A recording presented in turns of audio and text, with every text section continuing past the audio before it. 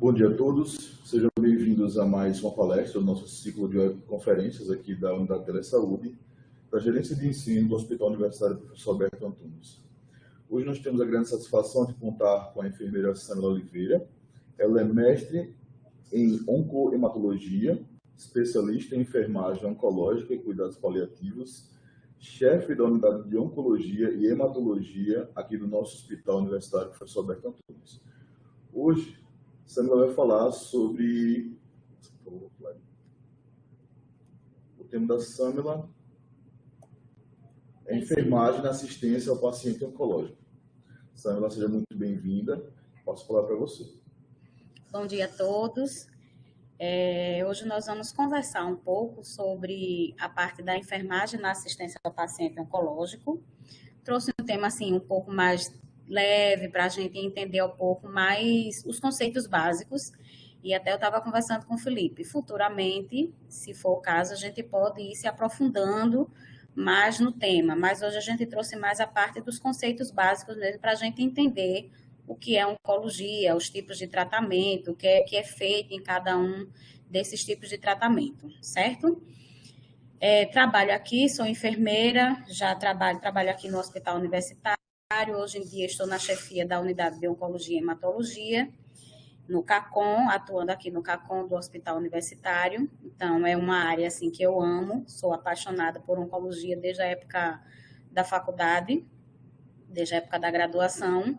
E, como a gente sempre fala, oncologia é aquela área na saúde que você geralmente ou ama a primeira vez que você vê, ou você detesta, ou você não quer ver mais, paga aquelas matérias que você tem que ver mesmo no curso, na graduação, e depois você não quer ver mais. No meu caso, eu me apaixonei por oncologia e me aprofundei por conta própria, que na minha época, né, um tempinho atrás, a gente não tinha a graduação de oncologia, a gente tinha uma aula na disciplina de clínica médica, e nessa aula era que a gente tinha uma noção de oncologia. Então, dessa noção de oncologia, eu me apaixonei e quis pesquisar. E, por conta própria, eu fui investigar e terminei me apaixonando por oncologia. Então, se vocês estudarem, vocês vão ver que é uma área muito interessante. É uma área que a gente tem que se aprofundar e estudar todos os dias, porque, como toda área de saúde, é uma área que sempre está se atualizando. Sempre tem coisa nova, a gente sempre tem que estar estudando, sempre tem estudos novos, sempre tem casos novos, drogas novas. Então, é uma área que você não fica parado, é muito atuante, né? É muito... avança muito rápido. Então, vamos lá. Para a gente entender o que é a oncologia, para a gente entrar primeiro no básico da enfermagem oncológica, a gente tem que entender o básico, que seria o que é oncologia. Então, quando a gente fala de oncologia, a gente está falando do ramo, do campo da ciência que estuda o câncer, que vai ser justamente a parte das neoplasias malignas.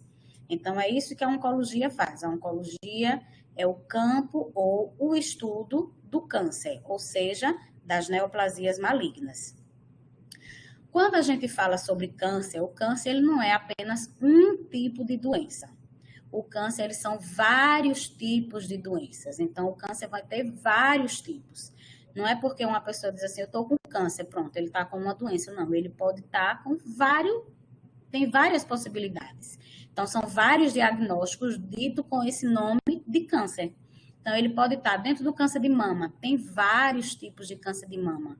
Não é porque diz assim, estou com câncer de mama, que é um tipo só. Não, dentro do câncer de mama, tem vários subtipos de diagnóstico e, de acordo com esse diagnóstico, também vai ter várias possibilidades de tratamento. Então, por isso que a gente fala que o câncer é o nome dado a um conjunto de mais de 100 doenças, né? E é comum a um crescimento desordenado, que é esse crescimento maligno das células. E esse crescimento desordenado, ele pode invadir outros órgãos.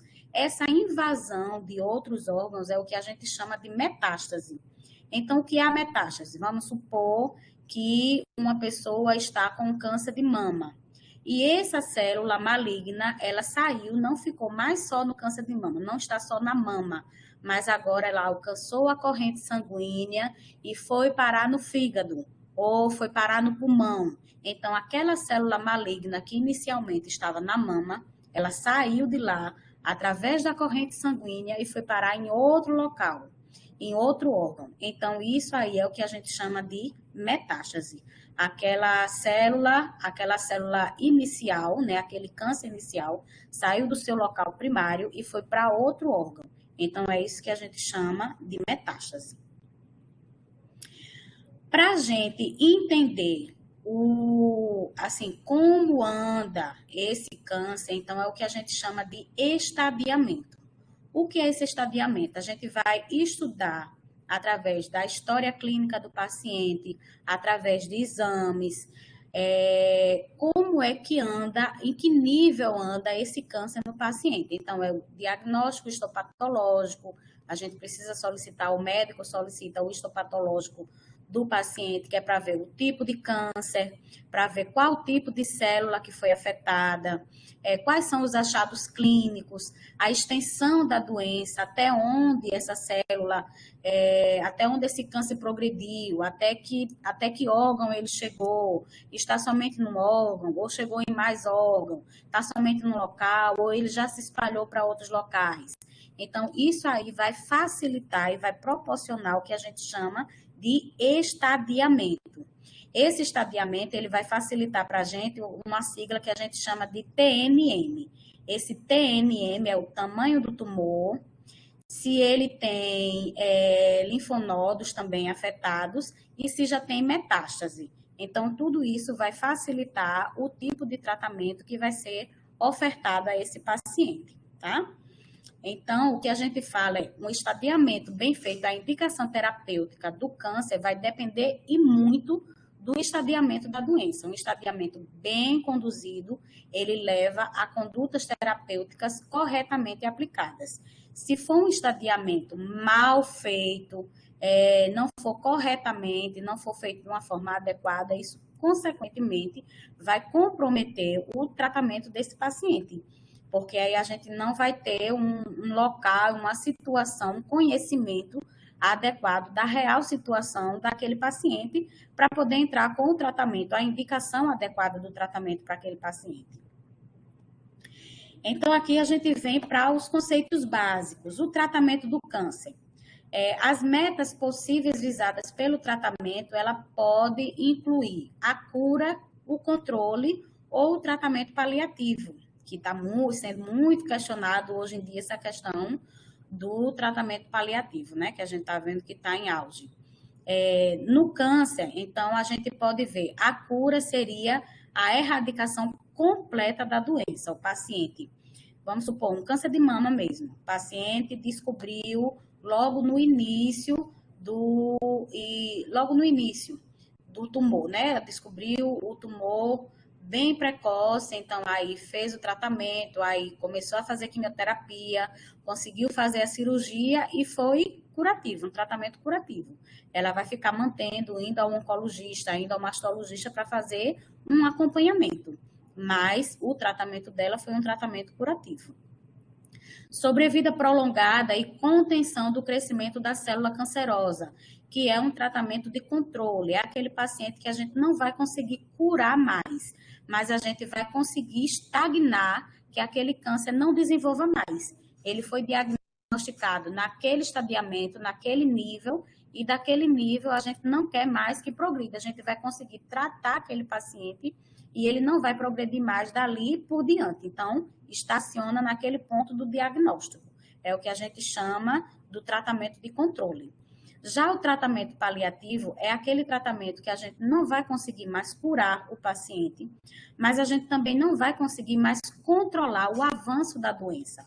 Então, é o que a gente chama de paliativo. O que é que a gente vai fazer nesse tratamento? Vai deixar de tratar o paciente? Não. A gente vai tratar o paciente, enquanto tiver a indicação de fazer quimioterapia, se for o caso, a gente faz a quimioterapia do paciente, mas é um tratamento para alívio de sintomas, certo? Que é para esse paciente respirar melhor, conseguir caminhar, conseguir ter uma vida, uma qualidade de vida adequada, mesmo ele sendo um paciente com câncer, mas ele tenha uma qualidade de vida e viva o quanto ele conseguir viver, mesmo sabendo que ele não vai ter mais cura e que a doença provavelmente vai ficar progredindo, porque a gente não consegue também mais controlar o avanço da doença, mas a gente vai conseguir controlar, pelo menos, proporcionar uma qualidade de vida melhor, diminuindo, assim, reduzindo o impacto, né, da doença quanto a sinais e sintomas nesse paciente, melhorando, assim, a qualidade de vida, tanto do paciente como também de seus familiares, né? Que a gente sabe que um paciente com câncer, não é somente o paciente que a gente termina cuidando e dando uma assistência, é para o paciente, mas é também para o cuidador, é para a família, porque todos terminam sendo envolvidos no tratamento desse paciente. Quais são hoje as principais formas de tratamento desse paciente? Então, nós temos cirurgia, radioterapia, quimioterapia, nós temos as drogas-alvo, que são as drogas imuno. Então, aí também são drogas que entram já nessa parte da quimioterapia, digamos assim, que já proporciona também uma qualidade de vida melhor também para esses pacientes.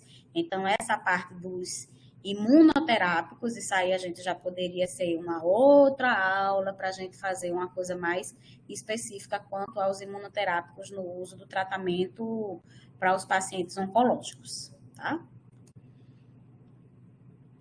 O tratamento cirúrgico. Então, o planejamento cirúrgico, ele deve incluir todos os cuidados referentes aos princípios gerais da cirurgia e do preparo do paciente e seus familiares sobre as alterações fisiológicas e mutilações que poderão advir do tratamento. Então, quando a gente fala de um paciente oncológico que vai fazer uma cirurgia oncológica, as orientações e os cuidados que a gente vai ter com esse paciente, o princípio vai ser o mesmo princípio de um paciente que vai para uma cirurgia.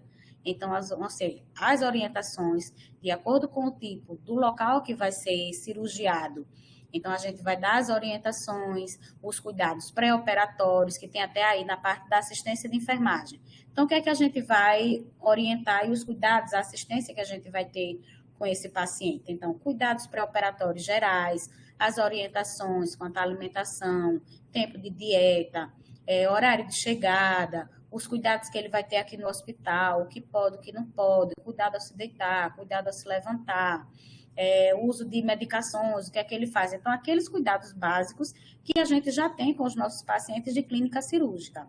Cuidados específicos relacionados à idade, comprometimento orgânico, déficits nutricionais, que já são os cuidados que a gente tem com os demais, com todos os pacientes. Então, a gente vai observar, é um paciente idoso, então esse paciente, ele está com acompanhante, a gente já vai orientar o paciente, a orientar também o acompanhante, grades levantadas, se o paciente vai se levantar para ir ao banheiro, então ter cuidado, orientar, olha, pelo menos quando for se levantar para ir ao banheiro, sente um pouco, não levante de uma vez, que a gente sabe que tem aquela vertigem, né, do paciente estar muito tempo deitado, muito tempo numa mesma posição, e ele mudar de posição muito rápido e terminar a ficar tonto, dar uma vertigem.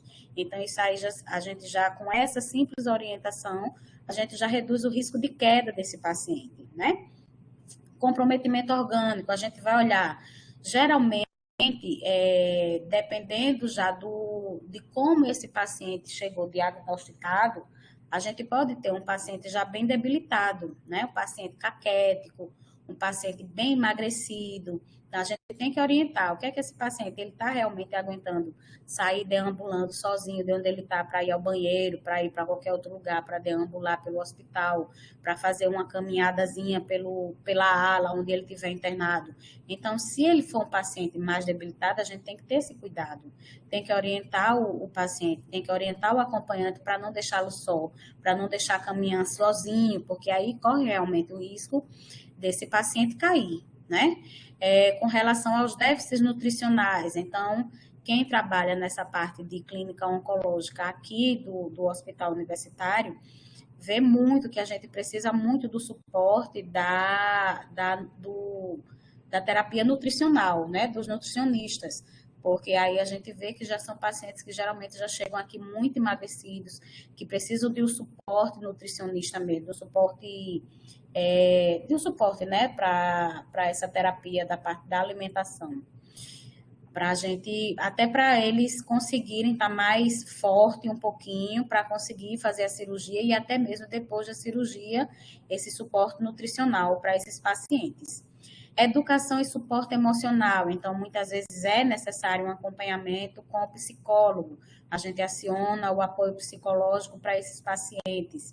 Outro apoio que geralmente é necessário é o suporte também do serviço social. Então, a gente aciona muito o serviço social para dar esse acompanhamento, para saber quem é a família, para transporte, para ir para casa, para vir. Então, isso aí a gente precisa muito também do serviço social.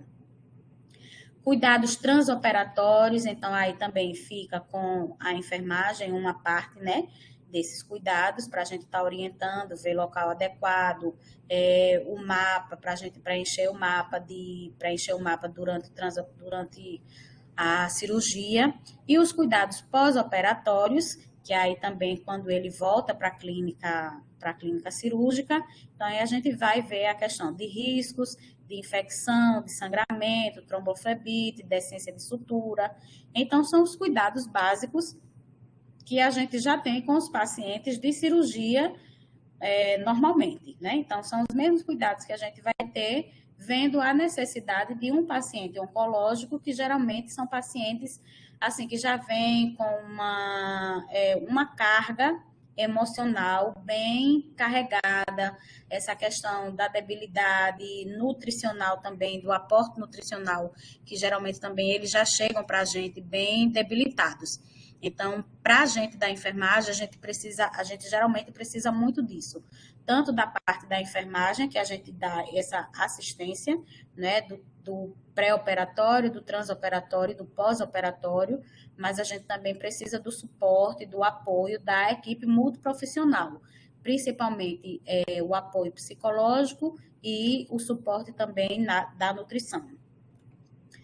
Quanto à parte da radioterapia, então isso aí vai depender tudo daquele estadiamento que a gente viu no início, né? Quando o paciente chega, aí é solicitado os exames.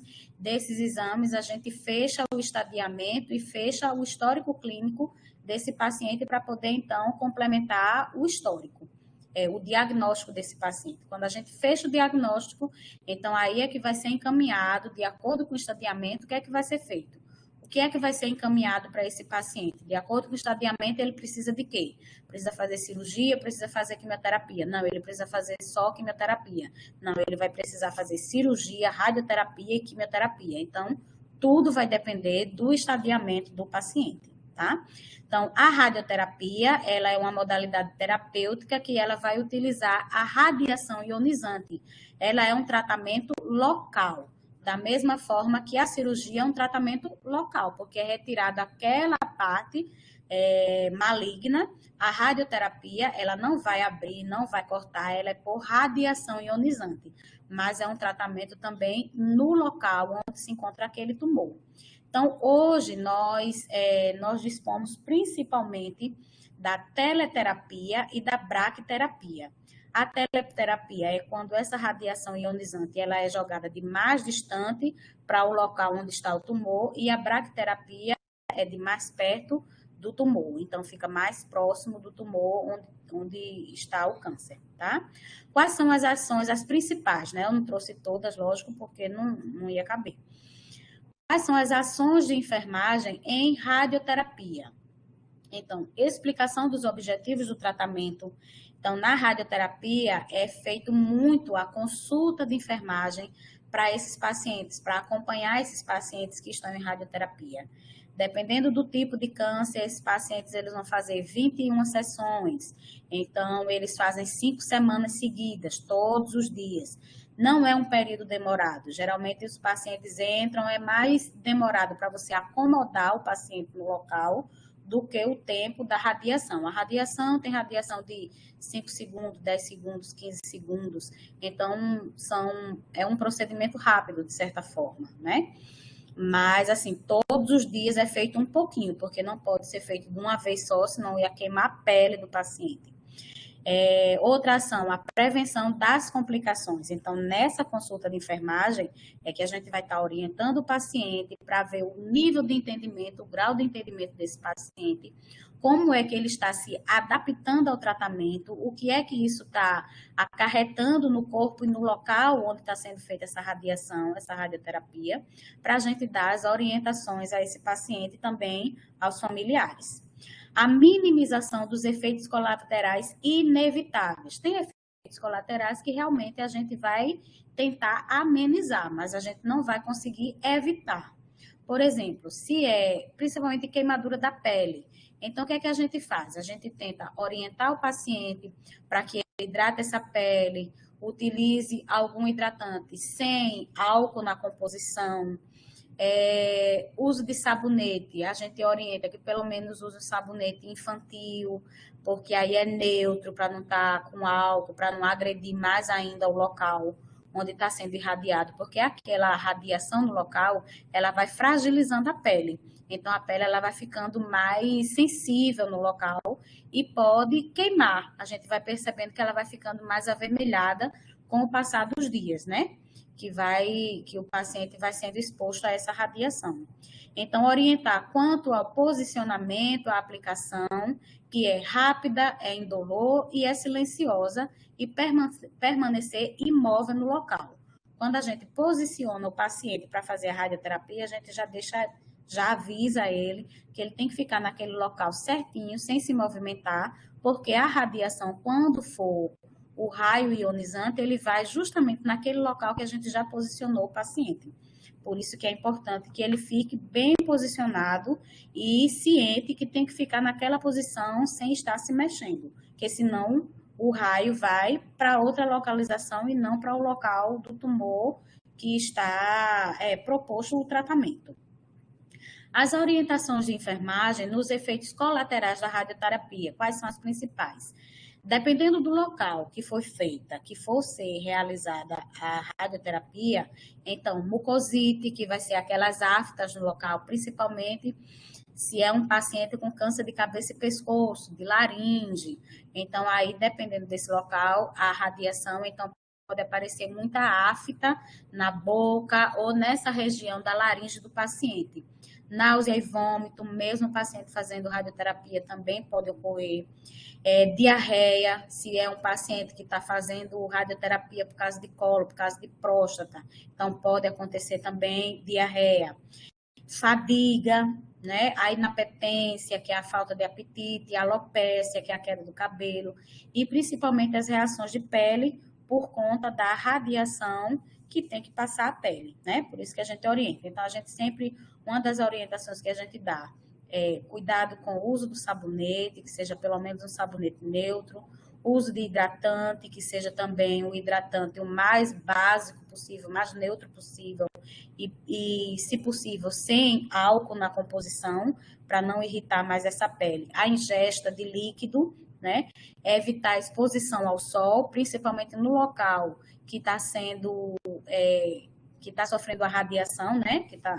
Que está sendo exposto à radioterapia. Então, é uma das principais. E tudo isso, esse acompanhamento e essa orientação ao paciente em radioterapia, ele é facilitado através da consulta de enfermagem, que é realizada com esses pacientes. Então, é uma das atribuições da enfermeira da radioterapia, justamente essa consulta de enfermagem, porque ela acompanha de perto o paciente, as queixas desse paciente e facilita também as orientações de forma individualizada, né? Através da consulta de enfermagem. E nós temos também uma que é muito comum, muito utilizada numa forma de tratamento, que é a quimioterapia. Então, diferente da cirurgia e diferente da radioterapia, a quimioterapia, ela é um tratamento sistêmico, ela não é um tratamento simplesmente local. Por que ela é sistêmica? Porque é um tratamento sistêmico. Porque é um tratamento que a gente vai administrar essa medicação e essa medicação vai, através da corrente sanguínea, e vai percorrer todo o organismo desse paciente. tá? Então, a quimioterapia é um método que utiliza compostos químicos chamados de quimioterápicos ou drogas antineoplásicas no tratamento de doenças causadas por agentes biológicos. Quando aplicada ao câncer, a quimioterapia é chamada de quimioterapia antineoplásica, que é justamente para combater a neoplasia maligna, tá? Então, uma das curiosidades que geralmente o pessoal tem, e quando a gente não sabe, é que fica assim, o que é a quimioterapia? Então, a quimioterapia é uma medicação como outra medicação qualquer. Então, ela é preparada pelo farmacêutico, é diluída pelo farmacêutico, ela vem já nos frasquinhos, então o farmacêutico dentro de um maquinário chamado de capela de fluxo laminar, ele prepara essa medicação, tira a medicação do frasco, coloca a medicação dentro do soro fisiológico e aí então é liberado para a enfermagem impulsiona o paciente e administra a medicação. Então, isso aí é que é feito, como é feita a administração da quimioterapia, né? De uma forma bem básica, tá? As drogas, elas agem principalmente sobre as células de rápida multiplicação no organismo. Dentre estas estão, além das células tumorais, as células normais, como, por exemplo, células da mucosa gastrointestinal, células da medula óssea e os folículos pilosos. A droga atua destruindo ou inibindo a multiplicação dessas células. Então, vejam só, é justamente daí que surgem os efeitos colaterais da quimioterapia. Então, a quimioterapia, quando a gente administra a droga antineoplásica, ela vai combater toda célula que tem crescimento rápido. A gente viu, neoplasia, o câncer, ele tem uma multiplicação descontrolada dessas células, que é o que a gente chama das células tumorais, né? Células tumorais neoplásicas. Então, o quimioterápico, ele vai justamente combater o crescimento de todas essas células que têm um crescimento, assim, muito rápido. Só que aí, a quimioterapia, o quimioterápico, ele não sabe discernir, ele não sabe separar se essa célula que está crescendo rápido demais, se é uma célula maligna ou se é uma célula normal do organismo da gente, que é justamente essas células gastrointestinais, as células da medula óssea, as células do folículo piloso, que são os cabelos da gente. Então, por isso que vem também os efeitos colaterais, por isso que o paciente que está em tratamento quimioterápico, geralmente ele fica nauseado, geralmente ele apresenta vômito, queda de cabelo, né? Às vezes ele pode apresentar anemia. Por quê? Porque são todos locais onde as células têm também um crescimento rápido.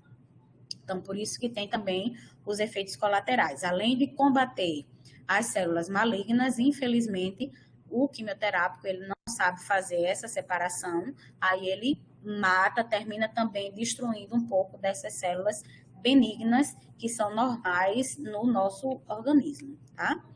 Quais são as vias de administração dos quimioterápicos? Então, nós temos algumas vias de administração que podem ser utilizadas para administrar o quimioterápico, via oral, via subcutânea. Então, via oral vai ser os comprimidos, que a gente pode, que está sendo muito utilizado. Via subcutânea também é utilizado para administrar quimioterápico, via intramuscular, via intraarterial, via intravesical, intrapleural, intratecal e via também endovenosa, que é uma das principais, eu acho que eu esqueci de colocar aqui no slide, mas tem a endovenosa também, que é uma das principais, que é utilizada para a gente fazer a infusão das drogas antineoplásicas, né? O tratamento quimioterápico desses pacientes. Esse daqui, assim, foi um resumo, pelo menos assim, para vocês entenderem o que a gente tem de tratamento, de acompanhamento que a gente oferece para esses pacientes. Uma dúvida que a gente sempre vê aqui, no caso dos nossos pacientes, quando a gente recebe, até mesmo de funcionários, é saber assim, como é que o paciente oncológico pode ser tratado no hospital universitário? É uma dúvida muito frequente, tanto de usuários quanto paciente, acompanhantes, a população de uma maneira geral. Nós aqui no estado de Alagoas, nós somos divididos pela regulação do estado. Então, pela regulação do estado, a rede oncológica, ela é dividida de acordo com macro-regiões.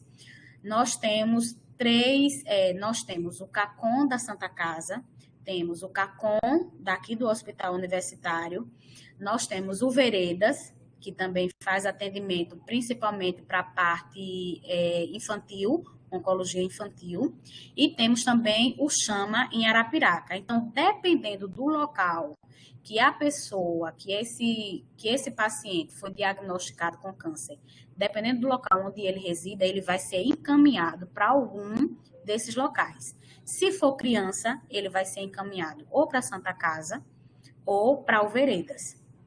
Se for adulto, dependendo do local, ele vai para a Santa Casa, para o Hospital Universitário ou para o Chama. Isso aí vai depender da localização de moradia, da residência, do endereço do paciente, tá bom? Aqui no Hospital Universitário, a quem é que a gente atende? A gente atende a uma boa parte de todos esses bairros aqui da parte alta da cidade, os interiores dessa parte de cima também do estado, né, do estado, dos municípios dessa parte mais alta. E outra coisa, como é que consegue entrar para o hospital universitário? Então, quando a gente vê que é vinculação nossa, que é isso que a gente fala, quando o Estado detecta que é vinculação do hospital universitário, então é agendado uma triagem oncológica. O paciente entra por essa triagem oncológica. Nessa triagem oncológica, o médico que faz essa triagem oncológica, ele já, pelos exames, ele vê o que é que o paciente já tem de exame, que fez essa desconfiança de que seja um paciente oncológico. Então, ele solicita mais exames para comprovar, ver se o paciente já tem biópsia, ver se já tem histopatológico, solicita os exames complementares para a gente confirmar o diagnóstico desse paciente e, de acordo com o resultado desses exames, aí a gente vai para aquela história do estadiamento. Então, de acordo com isso, ele é encaminhado para a cirurgia, ele é encaminhado para a oncologia, ele é encaminhado para a radioterapia. Então, a partir daí, ele tem acesso à nossa instituição e é dado seguimento ao tratamento desse paciente, certo? Assim, foi um prazer estar com vocês aqui. Me disponho, caso vocês queiram se aprofundar em alguma outra coisa, a gente fazer um encontro. Tentei fazer uma coisa rápida para não ficar cansativo, né? A gente sabe que oncologia é um mundo, se a gente for falar muita coisa, termina ficando muito cansativo e a gente não guardando muita coisa das informações. Mas aí, aos pouquinhos, a gente pode ir combinando e conversando mais outros temas que sejam de interesse de vocês. Muito obrigada. Obrigado a você, Samela.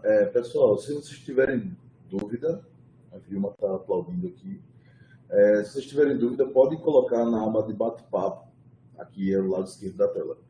Eu tenho uma dúvida, eu queria saber se todo paciente que tem um câncer, ele tem que passar pelas 3 formas de tratamento, tipo cirurgia, ou somente um ou outro. Por exemplo, todo paciente que tem um câncer, vamos dizer, de mama, já que a gente está no Outubro Rosa, tem que fazer a cirurgia ou somente a radioterapia ou somente a quimioterapia resolve essa questão? Boa pergunta. Tudo vai depender do estadiamento, de como esse paciente chegou, em que nível do câncer, né, digamos assim, ele foi diagnosticado. Então, se ele foi diagnosticado logo no início, ele pode precisar somente da cirurgia e resolver o problema. Ou ele pode precisar da cirurgia e da quimioterapia.